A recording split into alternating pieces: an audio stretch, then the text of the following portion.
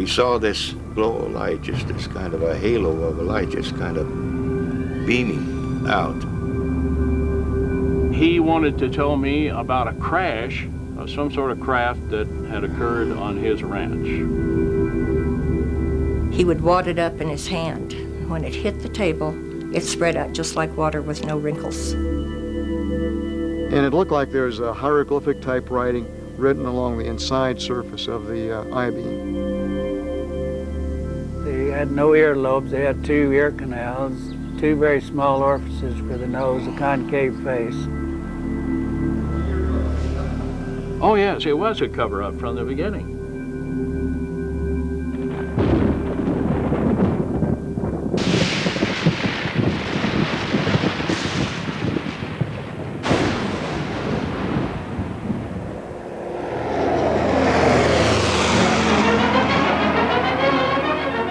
Roswell, New Mexico, 1947. A military town and Air Force base. Home to America's 509 Bomb Group. A tight-knit community of soldiers and civilians in the heartland of rural America.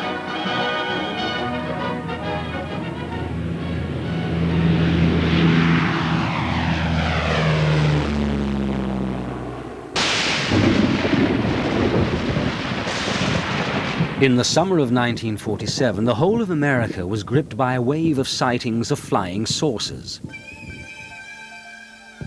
In Roswell, there were many witnesses to a strange light in the sky.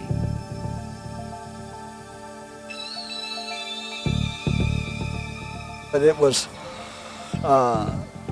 just going in a northerly motion at a pretty rapid speed, but nothing like a falling star or a meteorite. So bright like that, you couldn't look direct at it very long at a time.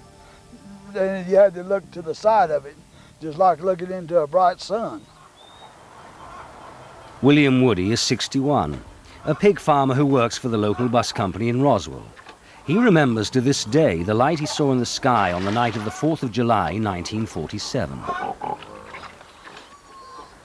I was 13 years alive, and that was the first time I'd ever seen anything like that.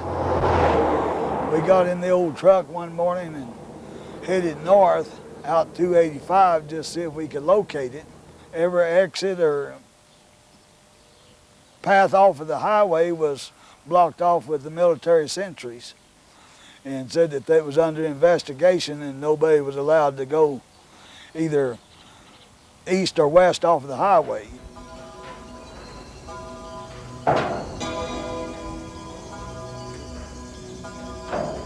On the Foster Ranch, 75 miles northwest of Roswell, Mac Brazel, a farmhand, was on his daily rounds when he came across some strange material scattered in the fields. His sheep refused to go near it. Unable to identify what it was, Brazel traveled 20 miles to show his nearest neighbor what he had found. Loretta Proctor is 83 and still lives on the same ranch near Corona, north of Roswell. She remembers Brazel arriving on horseback with a collection of strange material. He showed us this piece that looked like plastic or wood of some kind, and he said that there was some metallic looking stuff that when you crushed it, it just straightened right back out. It wouldn't stay crushed. And there was some beams or something that he said had kind of pinkish purple printing on it. Well, we told him it's probably a UFO and he should report it.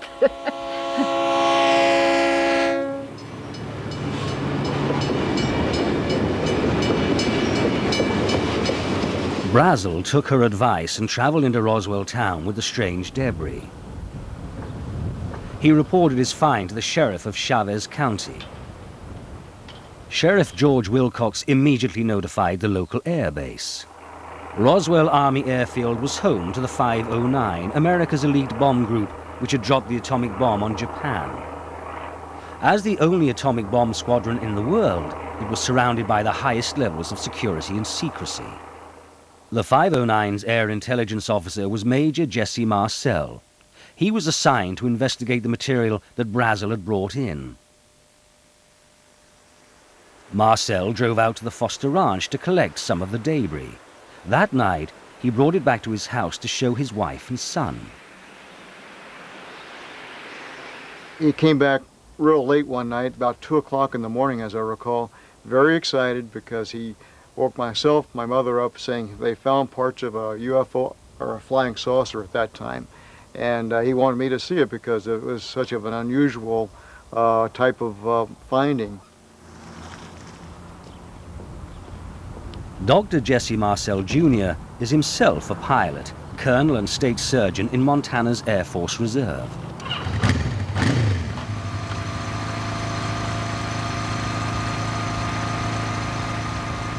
In 1947, he was 12 years old, but he vividly remembers the extraordinary nature of the material he saw that night in Roswell.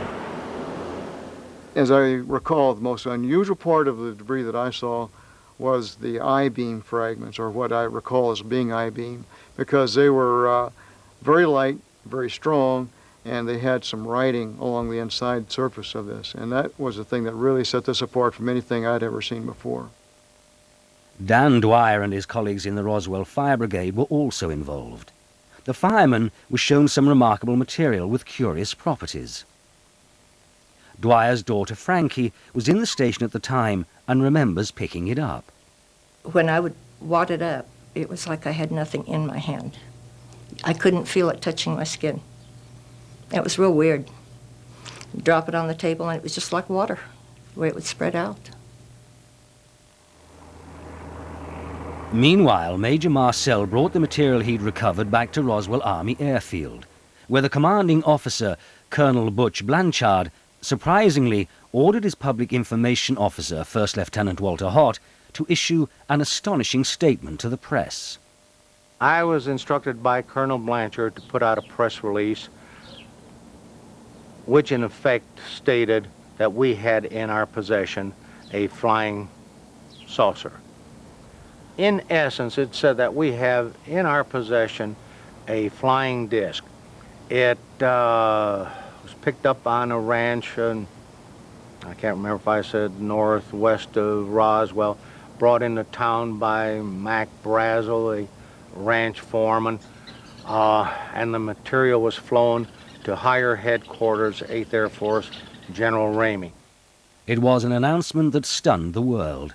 The London Daily Telegraph reported that although no details were given of the craft, the Air Force claimed that it was a flimsy construction, like a box kite. A small town in America had become the center of the world's attention. There was a tremendous amount of excitement because here I am, a little country editor in a small city in New Mexico, talking to Paris and Rome and London and Tokyo, and I can't remember all of them, spent the whole afternoon on the phone. And I know that my counterparts at the other Roswell paper and probably at the radio stations did the same. But there was a lot of excitement. America was transfixed. Radio networks issued hourly bulletins. This is an actual bulletin of the time. Headline edition, July 8, 1947. The Army Air Forces has announced that a flying disc has been found and is now in the possession of the Army. Army officers say the missile, found sometime last week, has been inspected at Roswell, New Mexico, and sent to Wright Field, Ohio, for further inspection. Russia has demanded UN action to get all foreign... Major Marcel had flown samples of the material to Fort Worth, Texas, headquarters of the 8th Air Force. Here, the story would take a remarkable new turn. General Roger Ramey, the commanding officer there, called a press conference in his office.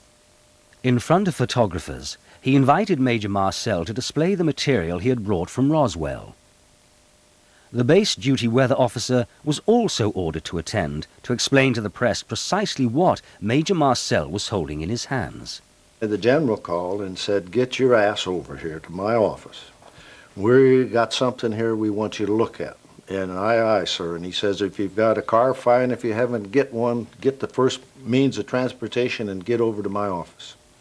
And when I saw that, I said, "Is that your flying saucer?" And they said, "Yeah." And I said, "Well, hell no, that's a Raven target and balloon. And if it isn't," I said, "I'd eat it without salt or pepper. I know what that is."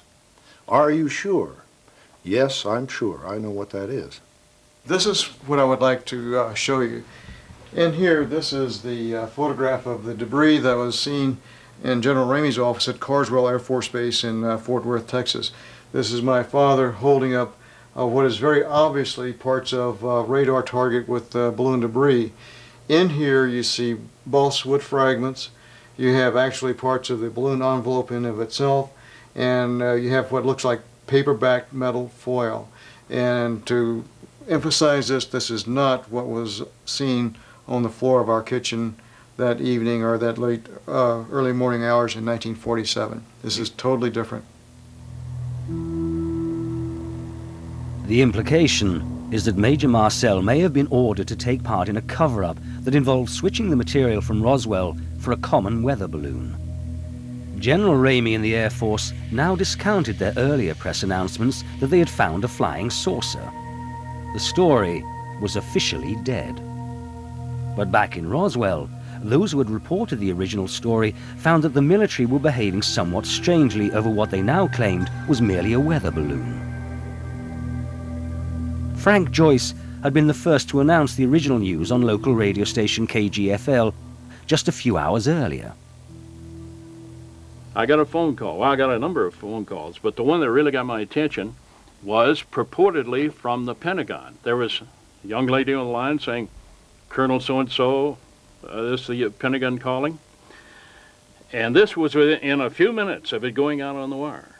And the voice on the line says, who is this? I tell him. He said, you put that story on the air about the flying saucers? And I mean, his voice was, you know, the type that really conveys menace and power. And I said, yes, I did. And he says, you're going to get in a lot of trouble for this, or made some threatening comment. And I said, look, I'm a civilian. You can't talk to me this way. You can't treat me this way. You can't tell me what to do in stories I put on the air.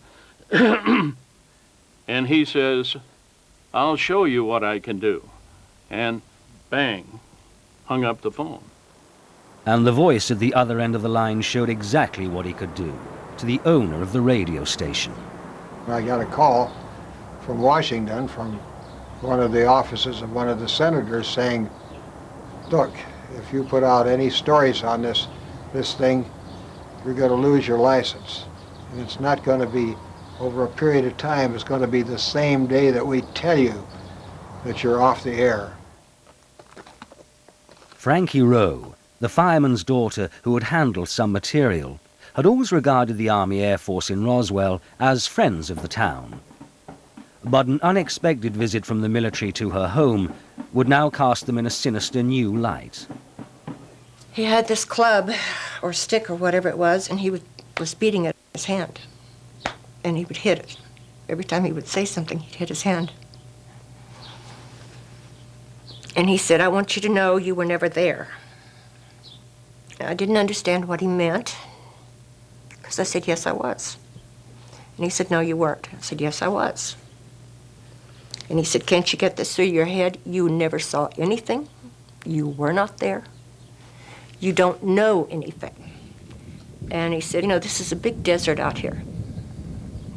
We can just take you out in the middle of this desert and no one will ever find your bodies.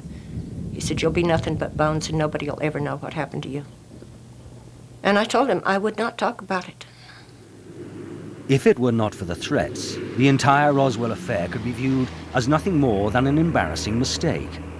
But in 1965, Butch Blanchard, now a four-star general, attended a reunion dinner in Roswell, and the incident had not been forgotten. He had been the commander here in 1947, and I was at a table with the general and several other locals when they were interrogating him about the 1947 incident. And he declined to answer any of the questions, except he did comment that it was the damnedest thing he'd ever seen. He never would discuss it, but several months later, one night, I badgered him again, as I like to do, and he said, well, and then he paused. He said, I'll tell you this, and I'm paraphrasing him because I don't remember exactly how he said it, but in essence he said, what I saw I've never seen before.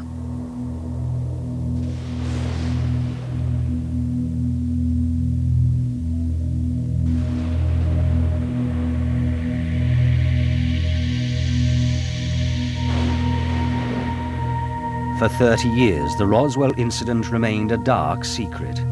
Town and military maintained an uneasy silence.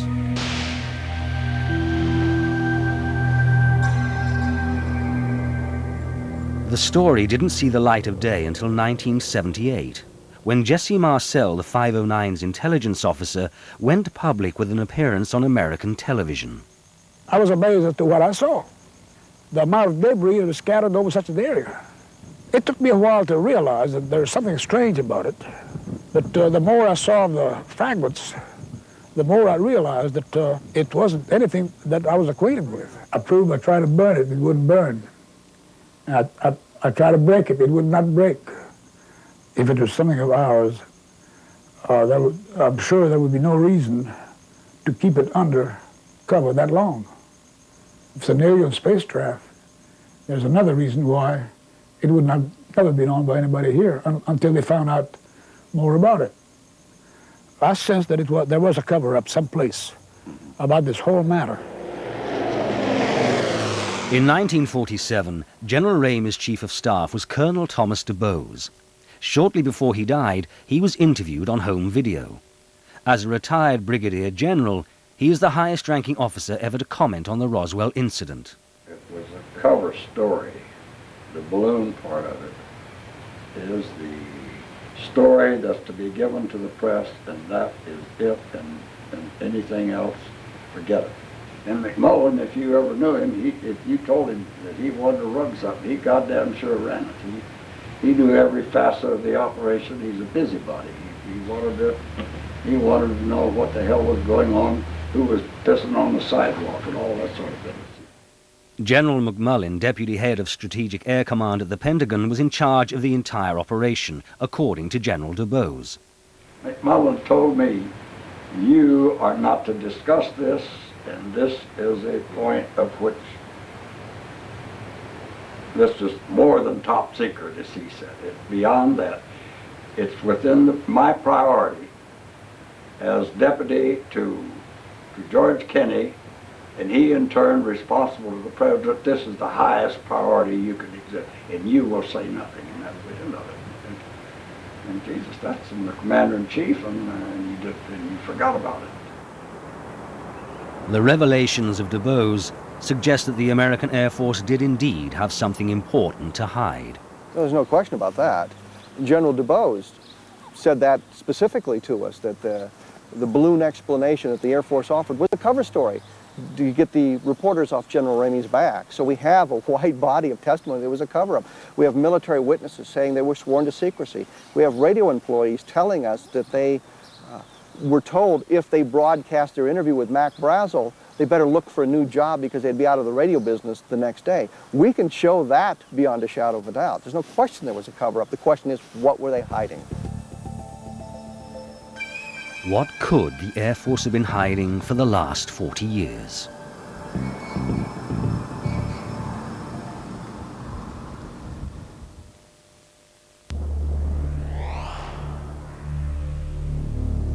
One man who may hold the key to the mystery is Frank Kaufman. Kaufman claims that in 1947 he was a master sergeant in personnel at Roswell Army Air Field.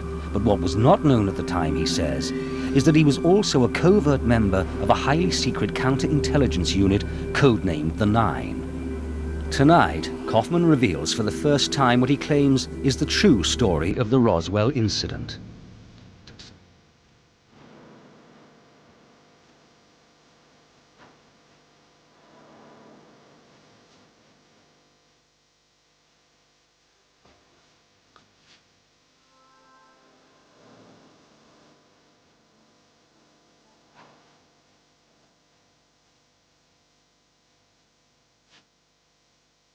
Radar screen. This called our attention that maybe we better monitor those screens.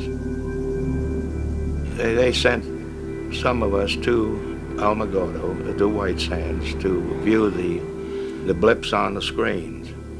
The blips were just dancing from one end of the screen to the other, and then all of a sudden there was kind of a flash, and it just disappeared. Well, that indicated that possibly maybe a plane or a missile or something just went down.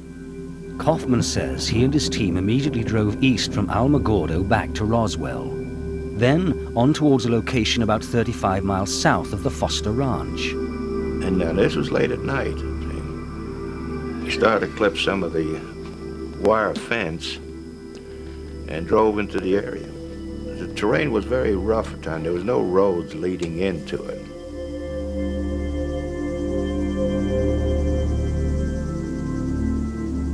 We saw this glow of light, just this kind of a halo of a light, just kind of beaming out. We got to, I guess, maybe 200 yards, maybe 300 yards from where it was. And we learned right then and there it wasn't a plane, it wasn't a missile, it was kind of a strange-looking craft that was embedded in the arroyo, see. The size of the craft, I would say possibly maybe around 20, 25 feet in length, and it was open and kind of halfway, and one body was thrown up against the wall of the arroyo. The other one was half in and half out of the craft. And when we got in close, we noticed that there were probably 3 others inside the craft. Then we radioed in back to the base to have a truck, a flatbed, and a crane and everything else just come out to the site, and we prepared everything to clear everything off. Frank Kaufman provided us with what he claims is a copy of his official report on the Roswell incident, a top-secret document containing observations and sketches of what he saw at the time.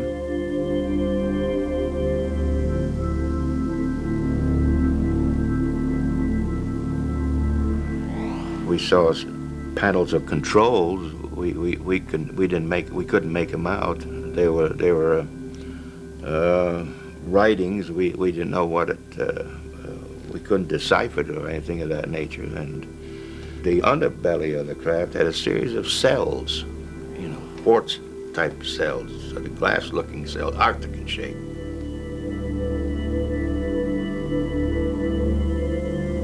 This is the actual site where Kaufman says he saw the strange craft for the first time. This is an artist's impression of the aliens, based on Kaufman's own descriptions. We noticed one thing, that deterioration was beginning to set in on one of the bodies of the hands. We noticed the hands of skin trying to shrivel up, and that's the reason why we put them in the bags real in a hurry and got them out to the base hospital. They called the mortuary here to find out if there was anything that they could preserve the bodies with. The base also inquired about the availability of child-sized coffins, and later there was another call to the town undertaker. And I received a call later from the same mortuary officer stating that what embalming fluids consisted of, what would it do to the blood contents, what would it do to tissue, stomach contents, and how would it alter it. And I informed him what the answers that he wanted. Glenn Dennis had the ambulance contract to ferry any injured servicemen to the base. That same day, he took an airman to the hospital there and was amazed to find himself being roughly escorted off the base by military police, who told him he had no right to be there. As they were taking me out, there was a door that was open over to the left, and there was a nurse coming out that had a towel over a portion of her face, and she looked up and she recognized me, and she said, "Glenn, get out of here. Get out of here as fast as you can. You're going to get in a lot of trouble." Then the next morning, she called me about 10 o'clock or so and said that she would like to see me, that we had to talk. And so I met her out at the officers' club that morning. And she was already there when I arrived at the officers' club. She was very upset, still crying, very hysterical.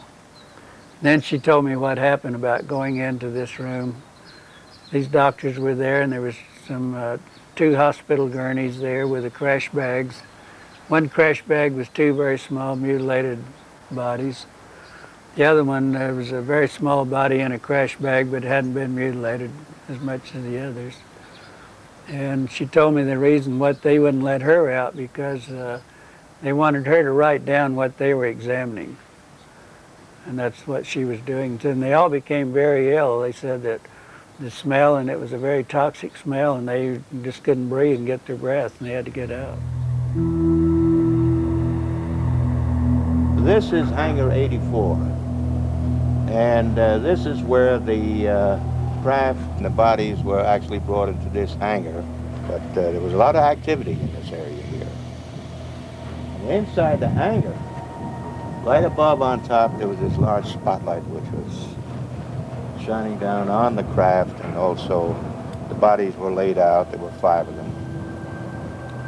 And there was a cordon of military police around the area to keep people getting too close. There were other witnesses to the strange events at Hangar 84. I had security clearance, so I told him came over there to pick up Lieutenant Governor Joe Montoya. He was at the hangar. Joe Montoya, Lieutenant Governor of New Mexico, was at the base campaigning for re-election. Outside Hangar 84, Ruben Anaya was waiting to pick him up. So the APs just lead us over there, you know, and then, but they didn't park close to the hangar. They parked about a half a block away. And I says, what the hell's going on, you know?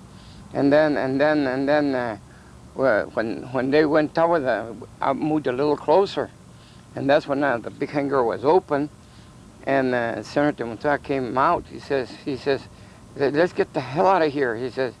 When he come out of there, he come all scared, and he said he hit his head. They saw 2 little men with the big heads, but one was alive, still alive.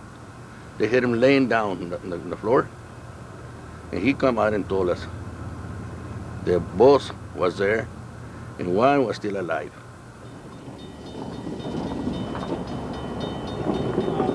There were other witnesses with strange reports of aliens.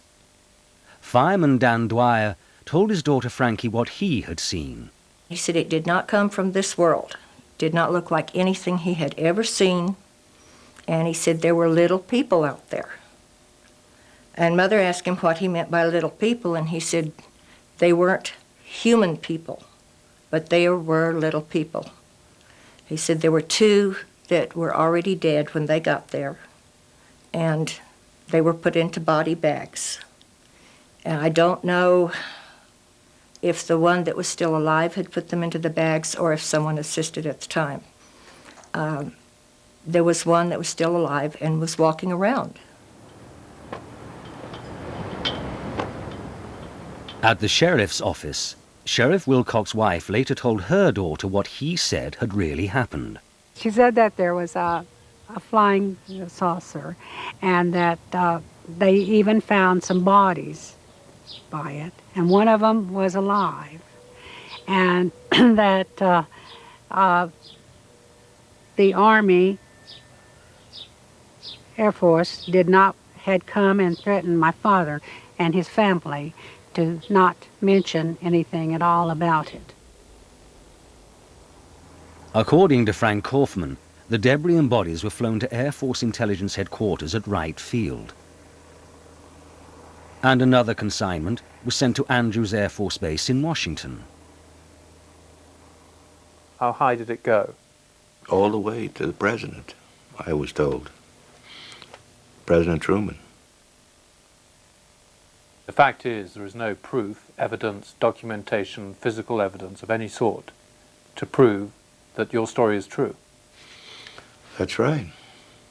You have to accept it. I mean, you either believe it or you don't. I mean, see. There is no independent evidence to corroborate Frank Kaufman's story. Proving his involvement in clandestine operations, he claims, would be in breach of his military oath.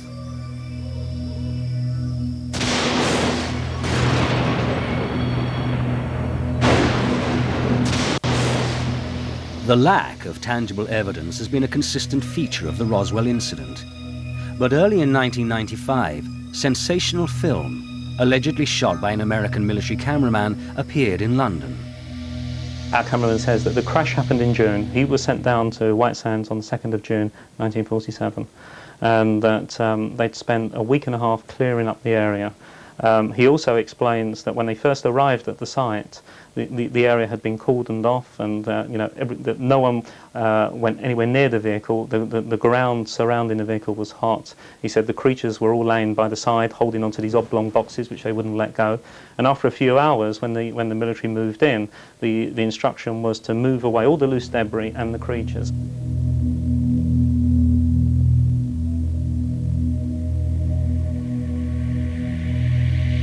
Ray Santilli claims he negotiated for 2 years to buy this film. He's the only person who knows the identity of the cameraman who shot it. According to Santilli, the poor quality is explained by the circumstances under which it was photographed. When he tells you that the camera had no zoom facility, when he tells you that he was wearing the same outfit as the surgeons, and when he says that these cameras had a fixed focus, and when they moved in, then there was no way of controlling the focus, and it was possible. He was steaming up inside the costumes, and he was trying to operate the camera to the best of his ability. You just have to accept it.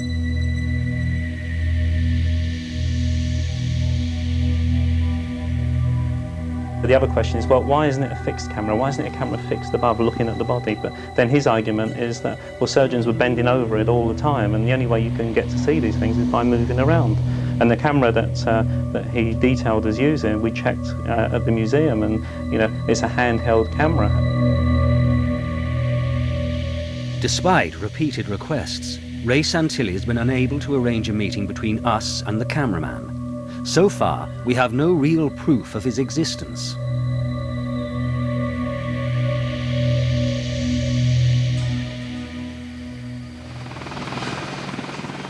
The Air Force categorically deny the existence of spacecraft and aliens. But mounting pressure from the public and a determined congressman forced the Pentagon to launch their own investigation. In July 1994, their official report admitted for the first time that the original weather balloon story was in fact a lie, designed to cover up what had really crashed at Roswell, a balloon of a different kind. This is film of Project Mogul, a top-secret project designed to detect sound waves from Soviet atomic tests. The Air Force report states that Project Mogul offers the most likely explanation for the Roswell incident. I suspect that our Flight 4 on the 4th of June was probably the source of the debris that the Ranger found. It was not recovered, and the record indicates that the B-17 abandoned tracking it while it was still airborne, and it's my memory that it was over a little town called Arabella, just north of Capitan and about 17 miles from where some debris was later found. Curiously, an examination of the actual flight logs of the time reveals that there is no record of the existence of Flight Number 4 on the 4th of June, the one the Air Force claims explains the Roswell incident. Moore says no record exists as no data was entered for unsuccessful flights, yet other flights that were unsuccessful are clearly documented. Discrepancies such as these have led many to doubt the Air Force's insistence that Project Mogul is in fact the answer to the Roswell mystery. On Capitol Hill, the representative for New Mexico, Congressman Stephen Schiff, is suspicious of the number of different explanations offered over the years. We've had 3 different explanations from the military about what crashed. The first explanation is it was a flying disc, meaning flying saucer in today's terminology. They changed that and said, we made a mistake. It wasn't a flying disc, it was a weather balloon. I still find it amazing that the United States top bomber wing, with the only wing that was eligible to carry nuclear weapons at that particular time, would not know a weather balloon from a flying saucer, but apparently somebody didn't, according to them. So we then had the second explanation that this was a weather balloon, and we now have the third explanation that this was part of a highly classified radiation detection experiment. So we have 3 separate explanations as to what crashed, but no dispute that something crashed. If it wasn't a balloon, what did crash at Roswell? A flying saucer or something else? And how does the controversial Alien film relate to the Roswell mystery? is the most secret state in the Union. Historically, its deserts and skies have been the center for more highly classified and secret scientific projects than any other place on Earth. The suspicion is that some strange top-secret military experiment could lie behind the Roswell mystery. 50 years ago, the first atomic bomb was detonated in the Trinity test near White Sands. This summer, stealth warplanes were still on test flights in skies above New Mexico.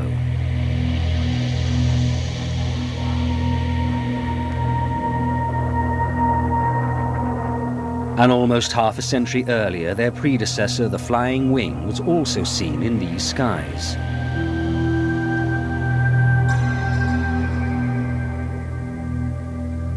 In 1947, White Sands was the location where America developed its early missile technology, with V-2 rockets captured from the Nazis. German scientists were brought here at the end of the war to develop the first stage of America's space program. Werner von Braun, the inventor of the V-2, was in charge of the operation. It is known that animal experiments were part of the American space program in the 1950s. But could there have been any as early as 1947? One series, which was known as Project Albert, which launched a chimpanzee or a monkey, a small monkey, in one of the nose cones. Needless to say, the monkey didn't survive due to some technical difficulties with the nose cone re-entering into the Earth's atmosphere. When was that? That was probably around the late 40s and the early 50s. And this was even before the famous Ham, the space chimpanzee, which was trained over at the Alamogordo Air Force Base. Could it have been as early as 1947? Probably around 1947. I know that Project Albert began with, I believe, V2 number 47. Our investigation reveals that animal experiments may have been conducted much earlier than was previously thought. If so, then could the Roswell incident have been some highly secret experiment that went catastrophically wrong? Is it possible that a V-2 rocket with animals on board could have gone astray and may account for the descriptions of bodies and strange debris offered by so many witnesses at Roswell?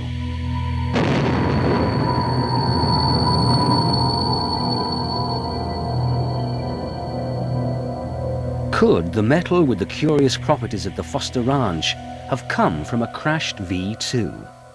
We have researched our records extensively, and on that specific date and time, and even that month, we had nothing that could conceivably be within that area. We had been launching some balloons, but nothing in that particular month when the crash at Roswell occurred. And all of our rockets that we did launch could be accounted for during that time period, and there was nothing that White Sands had available at that time that could reach that far over to Roswell. As far as White Sands is concerned, we're pretty clean on this incident. If the military authorities are to be believed, the records rule out the possibility of a crashed V-2, but the military admitted lying before to cover up something more secret. It is this possibility which leads many to believe that the cover-up continues, and, according to Ray Santilli, the cameraman of the alleged alien autopsy seems to offer a tantalizing clue. They're not alien creatures as far as he's concerned. He just calls the creatures freaks all the time. He says they've got no reason to be here, and he says he doesn't know what they are. Our cameraman's a very religious guy. He just refuses to believe. And he was there at the time, he saw everything that happened, but he refuses to believe that these are extraterrestrials. He just says that, you know, it's just some goddamn experiment, and that's it. You know, he just calls them freaks. You have to remember, this is a cameraman that was there at White Sands, with the Trinity experiments as well. It appears that lots of weird and wonderful things happened at that time. As well as the autopsy, there is footage of strange debris allegedly recovered at the site of a crashed space vehicle. Whatever the Santilli film represents, there is no question it demands serious investigation. These cryptic symbols bear some resemblance to actual letters. V-I-D-E-O. Video.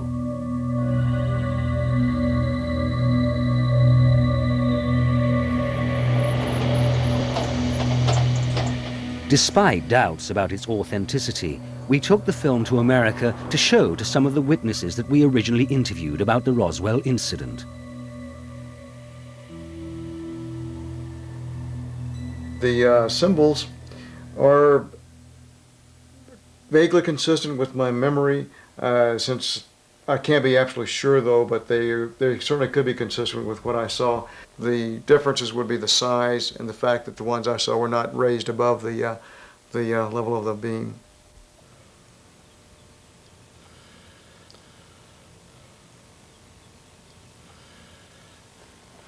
I'm trying to count the fingers in there. There was 6. I don't recall 6 fingers though. I don't know. I won't swear to it, John. I don't recall those 6 fingers though. To be honest with you, it doesn't look too close to the Roswell incident. I can say that much. Dr. Ian West is one of Britain's leading forensic pathologists. He is frequently called upon by Scotland Yard in murder investigations. The blood pattern is unusual. You don't normally get, that incision has been open for some time now. We've got 4 little trails running from it. Although we have a number of quite distinct linear trails, dark trails, which look like blood trails, they're not of the nature that I would expect to see at post-mortem. I would see some more smearing, some more irregularity in the blood loss from the margins of the incision.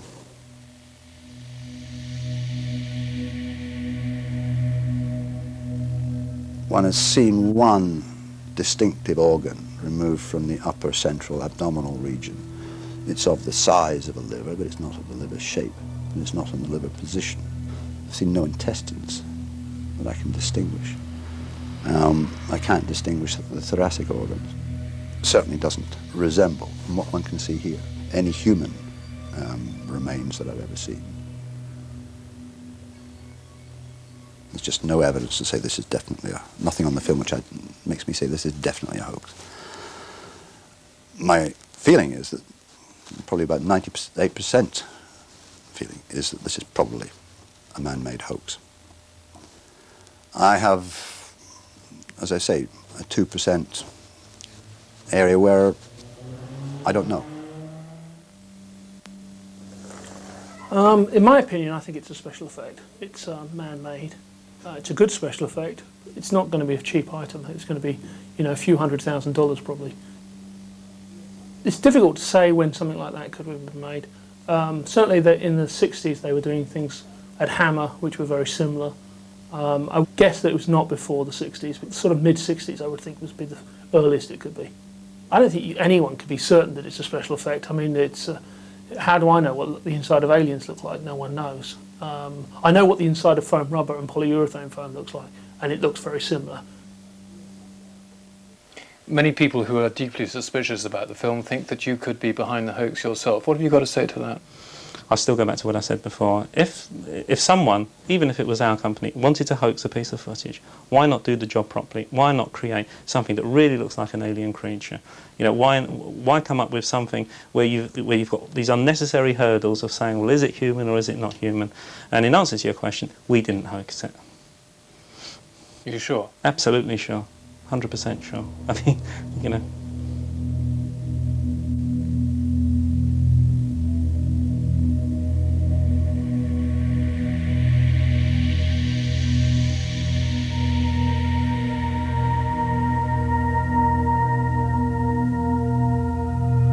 As of this moment, there is no conclusive evidence to prove that the film is either genuine or a hoax. Establishing its provenance is a critical factor in moving the Roswell mystery closer to resolution. One vital step would be to have the film chemically analyzed by a photographic laboratory. Are you going to provide proper film extract which can be properly tested by Kodak, which has proper images on it? I'll provide you with a film. I'll provide you with what I can, which will be a film with image, and the only way that I can do that is by securing some film from the collector that bought the first autopsy, which is currently en route to us. So far, no suitable film extract has been provided for laboratory tests to determine the year of exposure and processing. But we continue to press for it. In Washington, the search for tangible evidence of what happened at Roswell has continued on a different front. The issue is providing to the public whatever records may still exist, if any, and there may not be any, but if any on the Roswell incident, so people can make their own determination. That is the mission that I discussed with the General Accounting Office. The General Accounting Office is a powerful body which oversees government operations. They have been investigating government agencies to establish if there are any official records of the Roswell incident. In July this year, the GAO reported that the Air Force had destroyed their records relating to Roswell. But one man who would know if Roswell ever figured in secret files is Frederick Durant. In 1952, he investigated the whole question of flying saucers for the CIA. If there had happened in 47, we would have known about it in 52 or 53 when I was involved. And I truly believe that we had the best information available in the intelligence community, including the White House and the National Security Council. And the investigation would certainly have, in fact, it was not even considered in the Blue Book because it was meteorological balloon wreckage. But you are absolutely convinced that what you have told us what you saw and that is 100% accurate? I am absolutely 101,000%. It's the truth. The whole truth and nothing but the truth? That's right. As Ripley would say, believe it or not.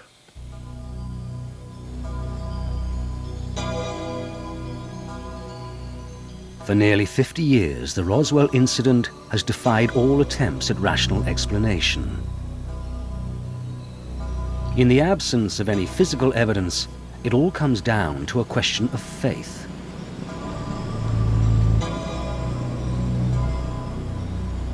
Roswell has become the most celebrated of all UFO mysteries. In the course of our investigations, we have encountered a wilderness of fact and fantasy, where credible witnesses with apparent sincerity relate incredible tales, and incredible characters make outlandish claims that cast grave doubts on their own rationality. But could so many ordinary people from the rural heartland of America be lying, or afflicted by a false memory syndrome that leads to such similar accounts of the same story? Basically, I think you'll find that the people who are telling you these stories are very ordinary Americans.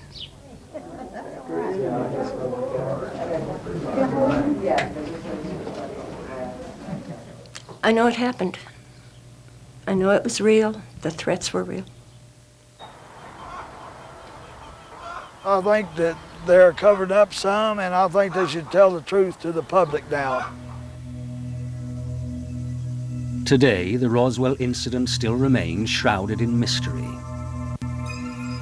The Air Force insists that there are simply no secrets to conceal. Yet, in a final twist, a source close to the Pentagon informed us that secret documents have now come to light, and that in the next few months, a new report will explain the mysterious accounts of strange bodies. It is just possible that the riddle of the Roswell incident may yet turn out to be a cosmic Watergate. General Ramey describes the object as being of flimsy construction, almost like a box type. He says that it was so battered that he was unable to determine whether it had a disc form, and he does not indicate its size. Ramey says that so far as can be determined, no one saw the object in the air, and he describes it as being made of some sort of tinfoil. Other Army officials say that further information indicates the object... Incident at Roswell is available on video now in the shops.